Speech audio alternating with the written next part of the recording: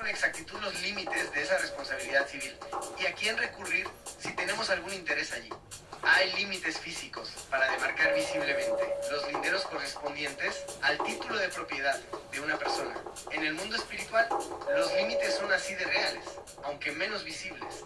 El objetivo de este capítulo es ayudarlos a definir estos límites intangibles y a reconocerlos como una realidad siempre presente que puede aumentar su amor y salvar a su vida. En realidad, estos límites definen el alma y contribuyen a cuidarla y preservarla, lo que soy y lo que no soy. Los límites definen la persona, definen lo que soy y lo que no soy. Un límite me muestra dónde termina mi persona y comienza otra persona. Me da un sentido de propiedad. Tengo libertad cuando sé cuál es mi dominio y mi responsabilidad. Si tengo claro dónde comienza mi terreno y dónde termina, tengo libertad para hacer con él lo que quiera. Asumir responsabilidad por mi vida me presenta muchas opciones diferentes. Sin embargo, si no soy dueño de mi vida, mis opciones y elecciones se verán muy restringidas. Piensen qué confuso sería que alguien les dijera: cuiden este territorio con diligencia porque los haré responsables de lo que suceda aquí, y que luego no les dijera cuáles son los límites del territorio, o que no les diera los medios para poder proteger el territorio. No solo sería muy confuso, sino hasta potencialmente peligroso. Ahora bien, esto es exactamente lo que nos sucede emocional y espiritualmente. Dios creó un mundo para que cada uno viva dentro de sí mismo, o sea, habitamos nuestra propia alma y tenemos la responsabilidad de lo que somos.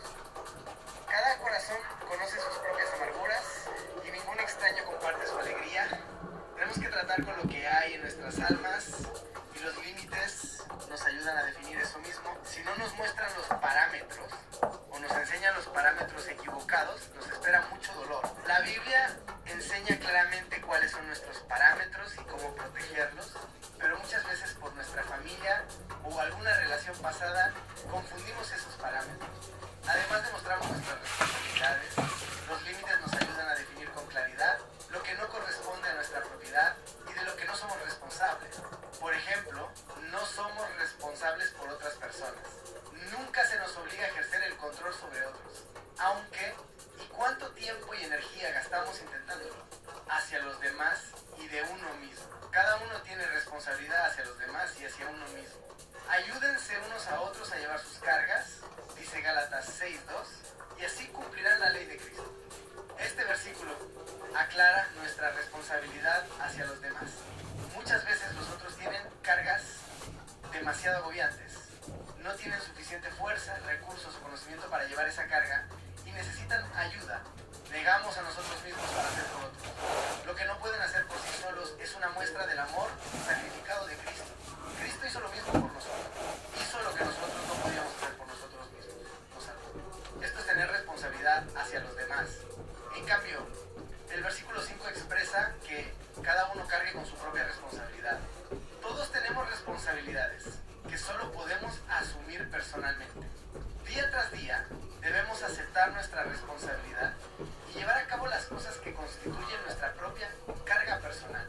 Hay algunas cosas que nadie puede hacer por nosotros. Tenemos que hacernos cargo de algunos aspectos de nuestra vida que son nuestra propia carga. El significado de estos pasajes puede aclararse si tomamos en cuenta que el original griego utiliza dos palabras distintas para carga. Cargas, en el versículo 2, significa exceso de carga, en el original griego, o pesos agobiantes que nos inclinan hacia adelante. Estas cargas se asemejan a enormes rocas, nos pueden aplastar. Nadie espera que llevemos una roca enorme sin ayuda. Nos quebraríamos la espalda. Necesitamos ayuda con estas rocas, esos tiempos de crisis y tragedia en nuestras vidas. Por el contrario, en el versículo 5, la palabra griega cargar significa llevar una carga liviana o el trajín del diario vivir. Esta palabra describe los trabajos cotidianos que necesitamos hacer. Estas cargas como mochilas. Se supone que cada uno cargue su mochila respectiva. Se supone que podemos vivir con nuestros sentimientos, actitudes y conductas, así como con las responsabilidades que Dios nos encomendó a cada uno, aun cuando se requiere esfuerzo. Los problemas surgen cuando las personas actúan como si sus excesos de cargas fueran cargas cotidianas y rechazan la ayuda, o cuando creen que sus cargas livianas son rocas que no deberían cargar. Cualquiera de estas dos situaciones produce dolor constante e irresponsabilidad. Para no vivir siempre afligidos o ser irresponsables, es importante determinar lo que yo soy, cuáles son los alcances de mi responsabilidad y dónde comienzan los límites de los demás. Más adelante, en este capítulo, definiremos nuestras responsabilidades. Por el momento, consideremos detenidamente la naturaleza de los límites. Lo bueno por dentro, lo malo por fuera. Los límites nos ayudan a demarcar nuestra propiedad para cuidarla. Nos ayudan a cuidar nuestros corazones con toda diligencia. Necesitamos almacenar los nutrientes dentro de nuestros linderos y mantener fuera lo que nos perjudique. En suma, los límites nos ayudan a mantener lo bueno por dentro y lo malo por fuera. Protegen nuestros tesoros para que nadie los robe. Conservan las perlas adentro y los cerdos afuera. A veces tenemos lo malo por dentro y lo bueno por fuera. En tales circunstancias, necesitamos ser capaces de abrir nuestros límites para permitir la entrada de lo bueno y la salida de lo malo. En otras palabras, las cercas necesitan puertas.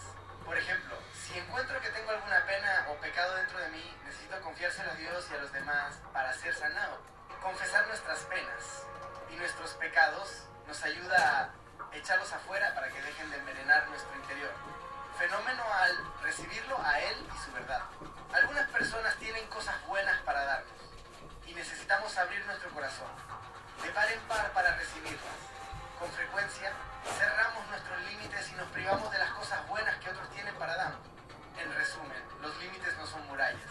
La Biblia no dice que debemos amurallarnos de los demás, más bien dice que seamos uno. Debemos vivir en comunidad con otros, pero en cualquier comunidad los miembros tienen su propio espacio y territorio. Es importante que los linderos sean lo bastante permeables para permitir el flujo y lo bastante resistentes para dejar fuera el peligro. Muchas veces, los que sufrieron abuso durante su crecimiento tienen esta corriente invertida, mantienen lo malo por dentro y lo bueno por fuera. Cuando Mary estaba creciendo, su padre abusó de ella. Nunca la animaron a desarrollar límites buenos. Como resultado, se encerraba en sí misma, reprimiendo todo el dolor que llevaba dentro. No expresaba abiertamente su dolor ni aliviaba su alma. Tampoco permitía la entrada de la ayuda exterior que la sanaría. Además, constantemente permitía que otros derramaran basura en su alma, provocando más dolor. Como consecuencia, cuando por fin vino en busca de ayuda, estaba cargando mucho dolor, todavía la maltrataban y estaban amuralladas contra cualquier ayuda externa. Necesitaba invertir el funcionamiento de sus límites. Necesitaba vallas lo bastante resistentes para mantener alejado lo malo y puertas para deshacerse del mal que ya habitaba en su alma y para permitir la entrada de todo el bien que necesitaba con desesperación. Dios y los límites. El concepto de límite proviene de la naturaleza misma de Dios. Dios se define como un ser único e independiente, con responsabilidad propia. Define y asume la responsabilidad de su persona. Al decirnos lo que piensa, siente, planifica, permite y no permite, lo que le agrada y lo que le desagrada. También se define como diferente de su creación y de nosotros. Se diferencia de los demás, nos dice lo que es y lo que no es. Por ejemplo, nos dice que es amor y que no es oscuridad. Además tiene límites dentro de la Trinidad. Padre, Hijo y Espíritu Santo son uno, pero al mismo tiempo cada uno es una persona distinta y tiene sus respectivos límites. Cada uno tiene su propia personalidad y responsabilidades, así como también tienen una conexión y amor entre sí. Dios también pone límites a lo permitido dentro de su jardín. Le hace frente al pecado y permite que las consecuencias por el comportamiento. Cuida de su casa y no permite que la maldad prospere en ella. Invita a entrar a todos los que le aman y deja que su amor se derrame en ellos al mismo tiempo. Las puertas de sus límites se abren y cierran oportunamente. De la misma manera que nos entregó su semejanza, nos entregó una responsabilidad personal dentro de ciertos límites. Quiere que gobernemos y subyuguemos la tierra y que seamos mayordomos responsables de la vida que nos encomendó. Para ello, necesitamos desarrollar límites similares a los de Dios. Ejemplos de límites.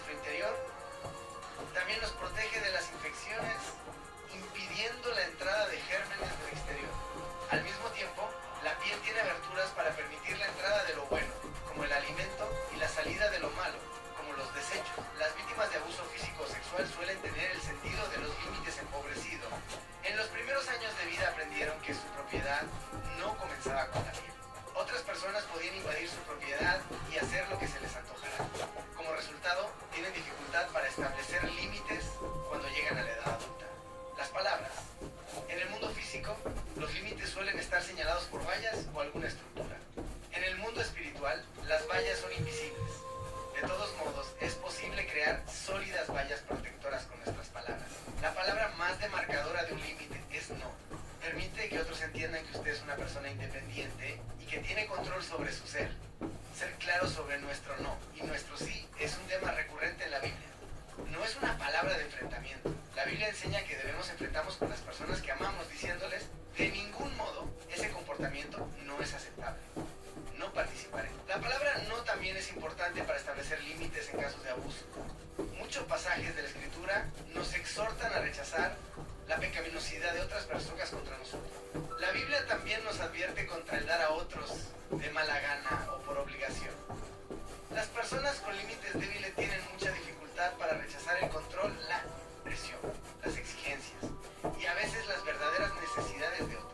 Sienten que si dicen que no a alguien pondrán en peligro la relación con esa persona, por lo que sumisamente acceden a sus peticiones, aunque en su fuero interno lo resienten.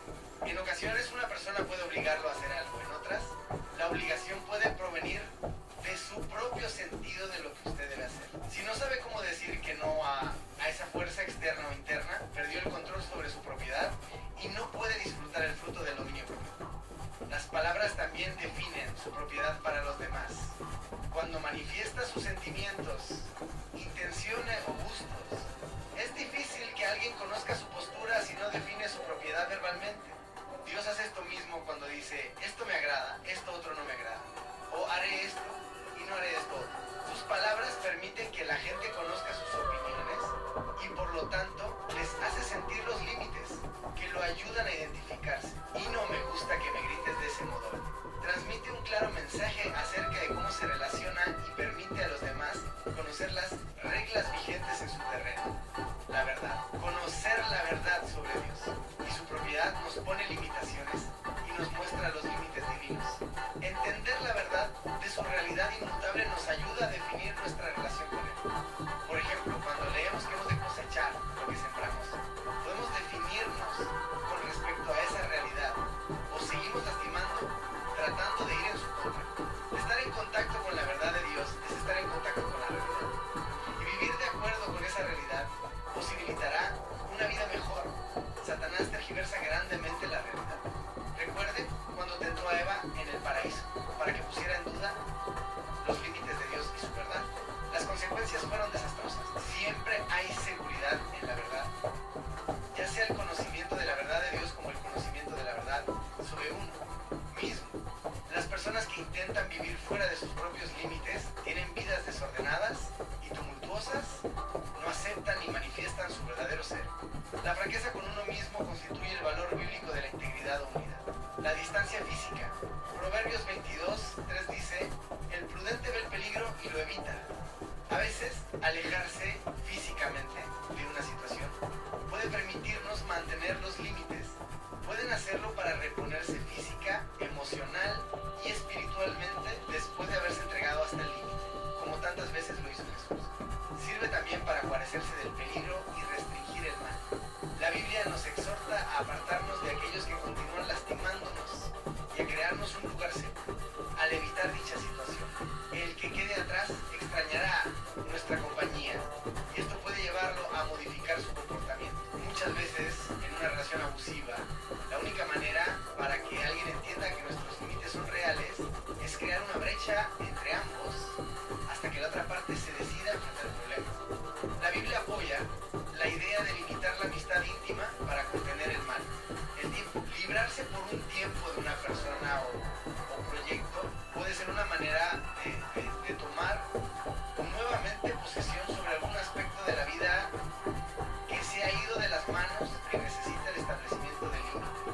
Los adultos infantiles que nunca se han desligado espiritual y emocionalmente de sus padres suelen necesitar separarse por un tiempo. Después de una vida de abrazos y protección, ahora temen dejar de abrazar y deshacerse de algunas formas inmaduras de relación. Necesitan pasar un tiempo levantando límites contra sus viejos modelos y creando nuevas maneras de relacionarse que pueden resultar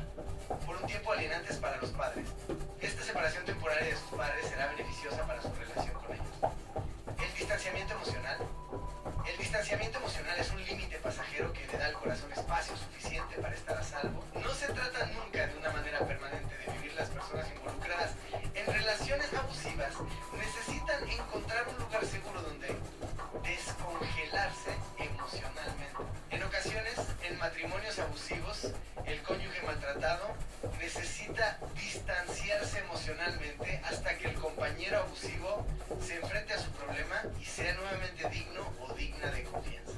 Evite estar al alcance de quienes lo lastiman y decepcionan.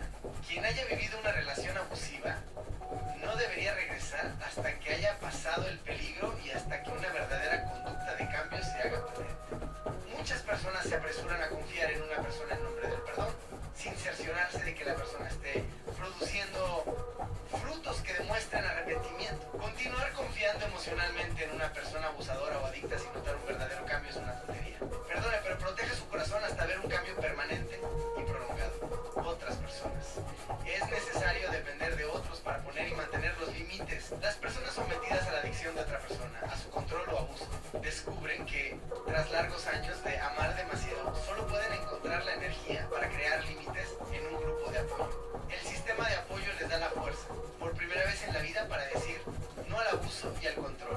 Para poner límites necesitamos de la ayuda de los demás por dos motivos. En primer lugar, la relación con otros es una necesidad básica en la vida. Las personas sufren mucho por mantener relaciones y muchas toleran el abuso por temor a quedarse solas y al abandono de su pareja. Tienen miedo porque piensan que si ponen límites no habrá amor en sus vidas. Cuando aceptan el apoyo de los demás, sin embargo, encuentran que la persona abusadora no es la única fuente de amor en el mundo y que el sistema de apoyo les permite encontrar la fuerza para poner los límites que necesitan establecer. Ya no están solos, la Iglesia de Cristo está ahí para fortalecerlos y ayudarlos a esquivar los golpes en su contra. Necesitamos de otros además, porque necesitamos nuevos aportes y enseñanza. La Iglesia y la familia han enseñado a muchos que los límites no son bíblicos sino egoístas y mezquinos. Estas personas necesitan buenos sistemas de apoyo bíblicos para enfrentar la culpa transmitida por viejas grabaciones mentales que con engaños las mantienen cautivas.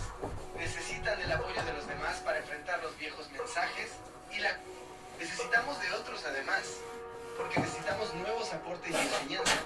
La Iglesia y la familia han enseñado a muchos que los límites no son bíblicos sino egoístas y mezquinos. Estas personas necesitan buenos sistemas de apoyo bíblicos para enfrentar la culpa transmitida por viejas grabaciones mentales que con engaños las mantienen cautivas.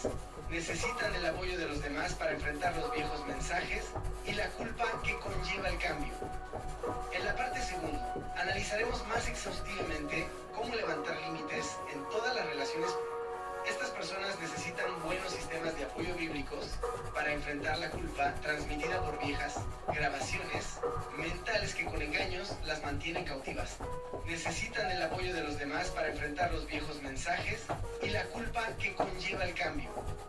En la parte segunda, analizaremos más exhaustivamente cómo levantar límites en todas las relaciones primarias de nuestra vida. Por el momento, queremos precisar que los límites no se crean en un vacío. Crear límites siempre involucra una red de árbol, las consecuencias. Invadir la propiedad privada tiene consecuencias.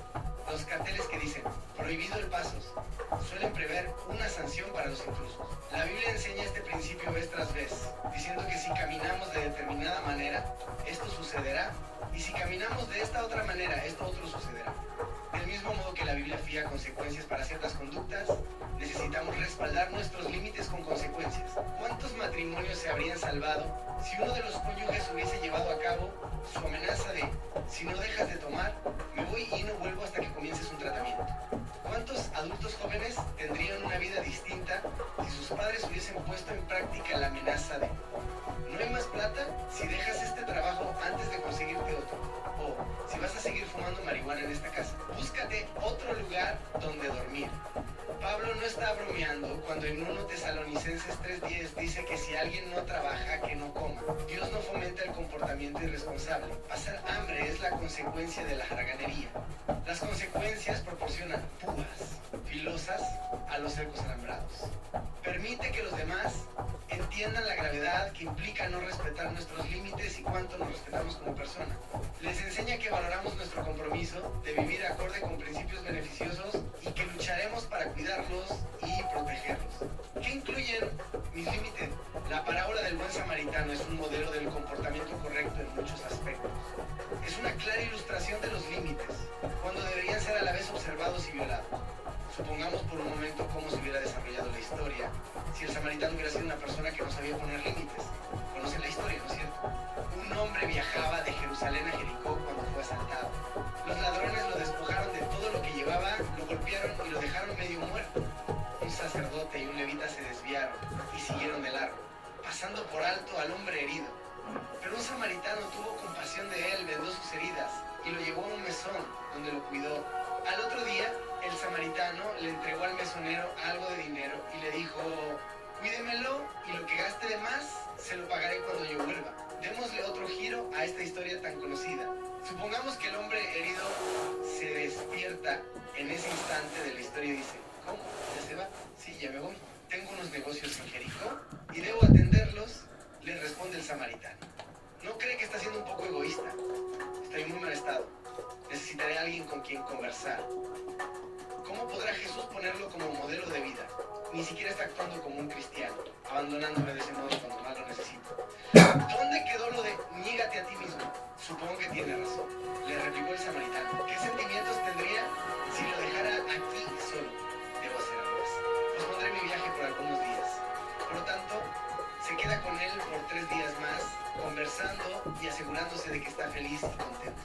A la tarde del tercer día, golpean a la puerta y entra un mensajero. Le entrega al samaritano un mensaje de sus contactos de negocios en Jericó. Esperamos todo lo que pudimos. Decidimos vender los camellos a otro comerciante. Nuestro próximo rebaño llegará en 6 meses. ¿Cómo pudo hacerme esto? El samaritano recrimina al hombre que se recupera mientras agitan el papel con el mensaje. Mire lo que hizo. Por su causa, perdí los camellos que necesitaba para mi negocio. Ahora no podré entregar mis productos. Puedo quedarme en bancarrota. ¿Cómo pudo hacerme esto? En algún punto esta historia nos puede resultar conocida. Por compasión, alguna vez ayudamos a una persona necesitada, pero luego esa persona nos manipuló hasta obtener más de lo que estábamos dispuestos a dar. Acabamos resentidos y enfadados por haber perdido algo que necesitábamos en nuestra propia vida. O por querer más de otra persona, la presionamos hasta que accedió. Nos hizo un favor, más por quedar bien que de corazón o por libre voluntad, y luego estaban resentidos con nosotros por lo que habían hecho. Así nadie puede progresar. Para evitar este tipo de situaciones, necesitamos determinar qué cosas están comprendidas dentro de nuestros límites, hasta dónde llega nuestra responsabilidad. Los sentimientos. Los sentimientos tienen mala fama en el mundo cristiano. Son considerados desde sin importancia hasta carnales. Pero al mismo tiempo, es innegable el protagonismo que los sentimientos tienen en nuestra motivación y conducta. ¿Cuántas veces han observado a una persona realizar acciones no cristianas porque sus sentimientos fueron heridos? ¿O cuántas veces tuvieron que hospitalizar a alguien con un cuadro depresivo porque después de años y años intentando obviar sus sentimientos, tuvo un intento de suicidio? No deberíamos pasar por alto ni dejar que los sentimientos controlen nuestra vida. La Biblia dice que debemos ser dueños de nuestros sentimientos y ser conscientes de ellos. Frecuentemente pueden motivarnos a hacer el bien. La compasión del buen samaritano lo llevó al lado del israelita herido. El padre, movido de compasión, echó sus brazos alrededor de su hijo. Muchas veces Jesús tuvo compasión de la gente que lo seguía. Sentimientos brotan del corazón y pueden señalar el estado de su relación. Pueden decir si las cosas están marchando bien o si hay algún problema. Si siente intimidad y amor, es posible que las cosas marchen bien. Si siente enojo, hay un problema que encarar. Pero la cuestión es que sus sentimientos son su responsabilidad. Debe hacerse cargo de ellos y considerarlos como problemas suyos para poder encontrar una solución al asunto de fondo. Las actitudes y creencias. Las actitudes se refieren a nuestra orientación hacia algo, a nuestra postura ante los demás. Dios, la vida, el trabajo y nuestra relación. Las creencias son todo lo que aceptamos como verdad. Nuestras actitudes o creencias no suelen ser consideradas fuente de inquietud en nuestras vidas. Culpamos a los demás como lo hicieron nuestros primeros padres, Adán y Eva. Necesitamos adueñarnos de nuestras actitudes y convicciones porque están dentro de los límites de nuestra propiedad. Somos los que sentimos sus efectos y somos los únicos que podemos cambiarlas. El inconveniente de las actitudes es que las aprendemos temprano en la vida. Desempeñan un papel fundamental en relación a lo que somos y nuestra manera de conducirnos.